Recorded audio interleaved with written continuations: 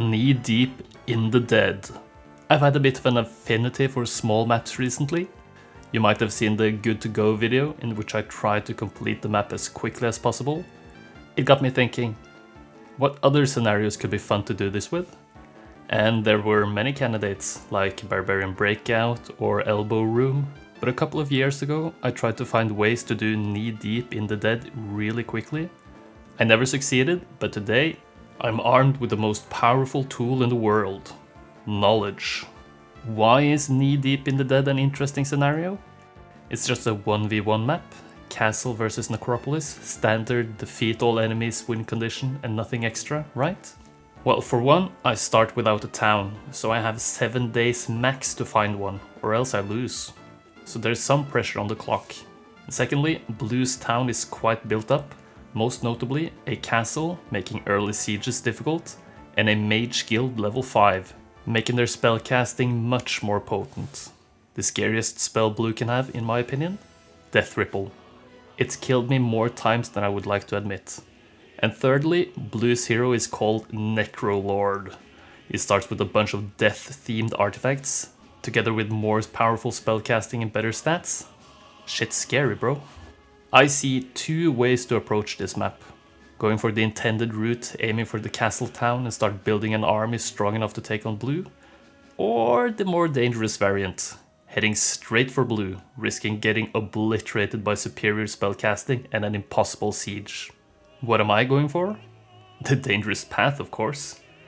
I believe I can reach Blue's town within the 7-day limit. Do you? Let's see if I can. One thing sticks out when looking at and analyzing the map: the Hall of Darkness in the northeast. If I can flag this and buy out the Black Knights, I would be in a much better spot when facing the Necrolord. My starting army is quite good, but it's slow, so I need to reset until I find a seed with slow and or weak creatures guarding the path to the Hall of Darkness. A bit of trial and error takes me to this seed.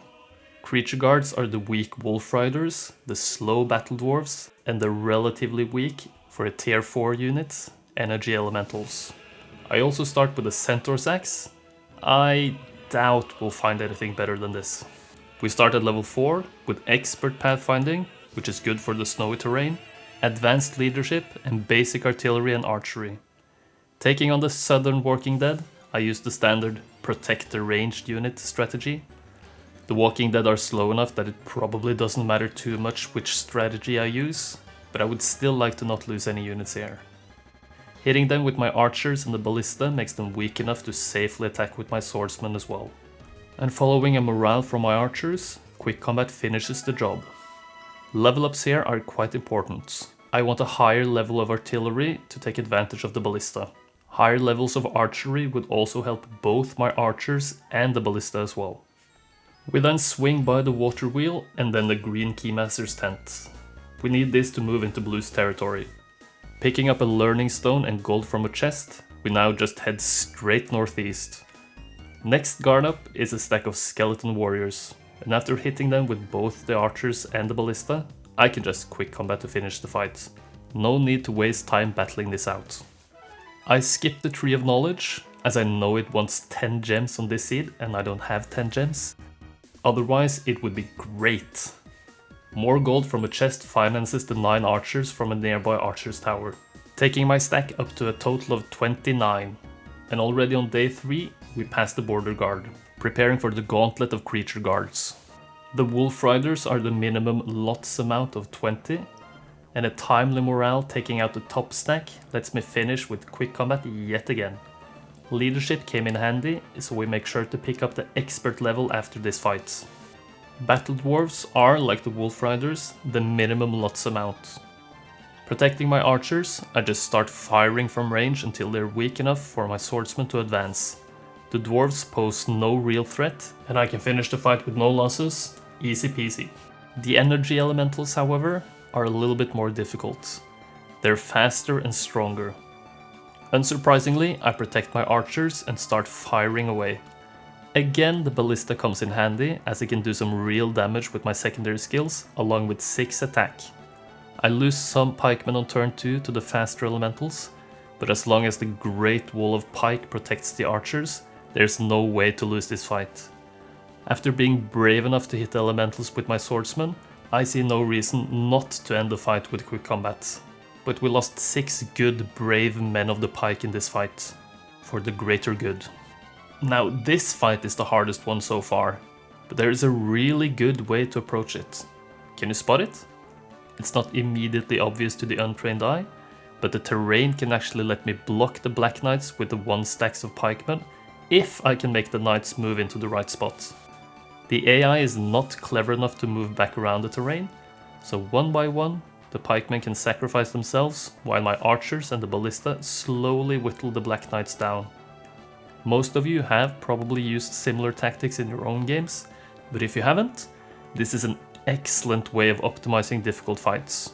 Use the terrain. Now with my newfound companions in the 2 black knights, we head on westwards, to the Necrolord's home. When taking on the water elementals blocking my path, they want to join me? Of course I say yes, but this might open up an opportunity. More on this later. 17 water elementals is huge on day 5 on a map like this. I also make sure to pick up +1 attack before engaging the Necrolord.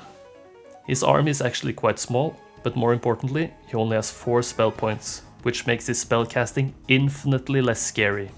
His magic arrow takes out 12 of my archers, but he's out of spell points now. I wait with all my units, and then hit his Walking Dead with my ranged units. I once again protect my archers and avoid going too much on the offensive with my black knights, for a good reason. On turn 2, I wait with all my units again and split my ranged attacks between the skeletons and the Walking Dead. The idea here is to try to keep the Necrolord healthy enough to not run away, as I want his artifacts before he eventually wants to flee. I want to be able to kill him without giving him that opportunity, which is why I let him reach my units so easily and not go on the offensive with my black knights. Unfortunately, after killing most of his vampires and skeletons, he runs away. I guess I messed up? I'm not sure if there's any way to stop him, but it's really no big deal. Unless Blue re-recruits him in their town. Anyway, I pick up expert artillery after the fight, so now I'm at my strongest point. On day 6, I can see Blue's town, but I'm 1 step away from reaching. Instead, I go for Nimbus, north at the sawmill. I accept the auto-combat result, as I doubt Blue will recruit another hero before I reach their town, right? Turns out, I was wrong. And on day 7, there's a hero hiding in their town. This could get ugly, especially if it's the Necrolord. And it is the Necrolord, with 1 skeleton. LOL, easy game. I get a taste of what could have been a real issue. Death Ripple, taking out a bunch of my living units. Eventually, my ballista takes care of the single skeleton, and we've done it. 7 days. Look at those artifacts, by the way. This map is really stacked against us like that. 7 days. Can it be improved? I have an idea of how to do just that. Remember to like, comment and subscribe. Teehee. Improvement time. So we're doing the same seed again. Reset once after engaging the bottom Walking Dead stack and do the fight again. Not gonna show the full version of the same simple fights yet again. I hope you can understand. After picking up the Keymaster's tent, I deviate from the 7-day run. I skip the Learning Stone and the chest, instead heading straight for the Necrolord's domain. Once again, the skeleton warriors are easily handled, and I pick up the 9 archers from the Archer's Tower again. Passing the border guard, I once again take out the Wolf Riders. Now I deviate again. The fact that the water elementals joined on this seed last playthrough made me optimistic that they would join even if I didn't have the Black Knights. Creatures joining is somewhat based on army strength, so it's not a given that they will join without the Knights. But they do!